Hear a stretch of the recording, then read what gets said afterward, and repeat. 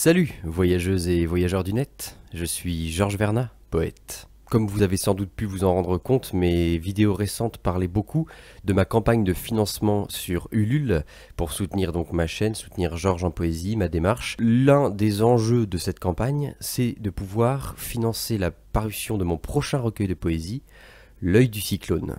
Et donc le but de la vidéo d'aujourd'hui, c'est justement de vous parler de ce livre. Pour rappel, j'ai publié 3 recueils de poésie. Le premier s'appelait Juego y Libertad. Il est paru en 2011, j'avais 20 ans. C'est mon premier recueil, donc c'est forcément beaucoup de beaux souvenirs. Le second est paru 2 ans plus tard, en 2013. Il s'appelait Après. C'était un recueil très sombre qui était marqué par la dépression dans laquelle j'étais à l'époque. Et le troisième, Salve, était paru en 2019 et c'était un petit peu un recueil en demi-teinte, je dirais un recueil de convalescence où je me remettais un peu de ma dépression mais j'étais pas encore complètement prêt à vivre à nouveau. Si vous êtes curieuse ou curieux, j'ai fait une playlist sur Georges en poésie qui s'appelle Les Aventures du Poète. Je parle justement de la publication de ces 3 livres, donc n'hésitez pas à aller jeter un petit coup d'œil. Mais donc revenons à L'œil du cyclone. En fait, ce qu'il faut bien comprendre, c'est que quand Salve, mon 3e recueil, donc, est paru en 2019, L'œil du cyclone, le 4e, était déjà écrit.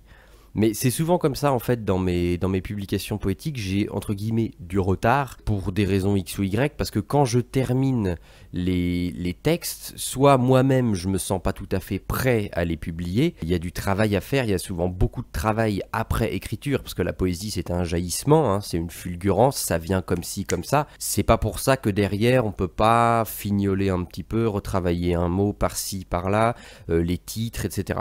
Donc quand Salve paraît en 2019, L'œil du cyclone, en fait, il est déjà prêt, puisqu'il a été écrit entre 2017 et 2019. Je reviendrai là-dessus. La question, c'est, à ce moment-là, comment je le fais paraître? Quand est-ce que je le fais paraître? Et la réponse qui me vient en 2019, c'est j'ai envie qu'il paraisse pour mes 30 ans, en fait. Ce qui m'a mené à juin 2021. À ce moment-là, je me mets tout simplement à faire ce que j'avais déjà fait sur mes 3 précédents recueils, à bosser dessus. Donc je me pose des questions sur l'organisation des textes, aussi sur quel texte je vais garder déjà, ce qui est essentiel, puisque moi j'ai écrit beaucoup de poèmes dans ma vie, et forcément des fois on se retrouve un peu étouffé sous le nombre. Donc comment créer une cohérence dans un livre? Comment du premier au dernier texte, le lecteur ou la lectrice va-t-il sentir que ça a suivi un cheminement, etc. C'est comme un peu un album concept, hein. On construit aussi son recueil patiemment, on essaie que ce soit pas ennuyeux, qu'il n'y ait pas trop de texte, on veut pas ensevelir son lecteur ou sa lectrice sous les informations, sous les textes, et donc il faut être capable de couper dans le gras en fait, comprendre quels textes ont leur place, lesquels ne l'ont pas, sachant qu'en plus sur mes précédents recueils, moi j'avais toujours voulu par exemple qu'il y ait des illustrations, donc là la question elle s'est posée. Sur Salve, le 3e recueil, j'en avais pas voulu, parce que ça me semblait pas approprié tout simplement. Sur L'œil du cyclone, à nouveau, la question elle se pose, parce que moi j'aime bien mélanger les mots et les dessins en fait, et les illustrations, je trouve que ça va très bien ensemble, et je trouve que c'est pas du tout incompatible. Je suis pas Victor Hugo qui disait ne jetez pas votre musique au pied de mes vers. Bah si un musicien a envie de rapper par exemple vos poèmes, ce qu'un ami T-Bread avait fait, d'ailleurs allez voir la chaîne de T-Bread, c'est super bien ce qu'il fait, et bien au contraire, et donc moi si des illustratrices ou illustrateurs avaient envie d'illustrer mes textes, je me disais en soi au contraire. Mais finalement, je me résous à me dire que pour L'œil du cyclone, je pense que ce sera pas approprié.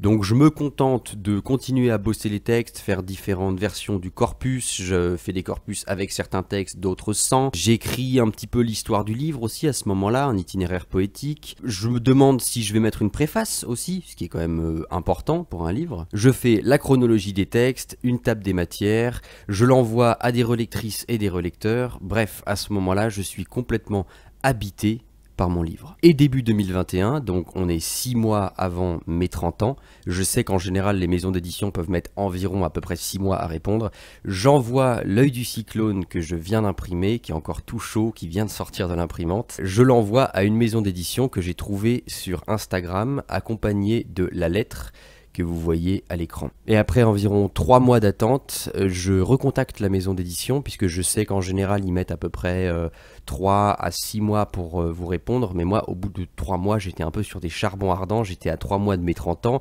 j'ai envie de la voir cette réponse, j'ai envie de savoir si enfin je vais être publié, si L'Œil du Cyclone va être publié, si enfin des lectrices et des lecteurs pourront lire ce livre.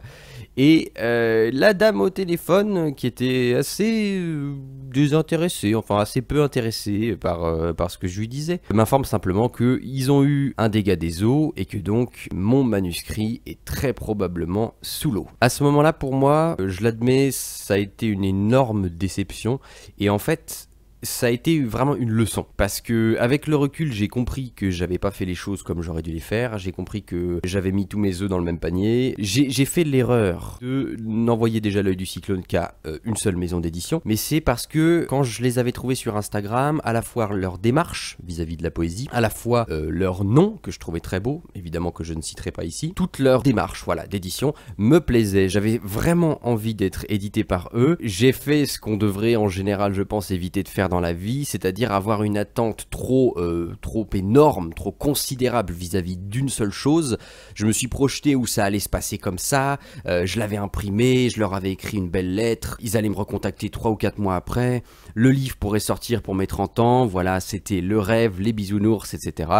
Évidemment, la vie m'a simplement rattrapé, hein, un dégât des eaux, ça arrive, on n'y peut rien. Ouais, ça a juste été un gros coup dans la gueule, voilà, pour moi à ce moment-là. Je pense que j'aurais dû simplement, je me dis ça avec le recul, hein, rebondir, me dire allez écoute, voilà, c'était simplement une seule maison d'édition, réimprime ton livre, réessaye, recommence, insiste. Mais la certitude que le recueil ne paraîtrait pas pour mes 30 ans, j'avoue que ça m'a...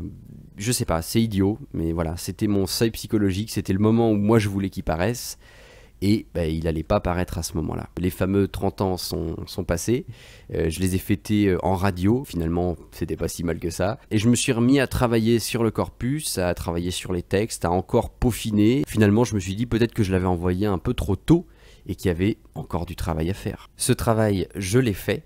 Je suis arrivé à un total de 40 poèmes, un noyau, qui constitue maintenant le corpus de L'Œil du Cyclone et qui je pense ne changera plus. Et maintenant que je vous ai parlé un peu de la gestation de ce livre, je vais vous parler un petit peu de son contenu.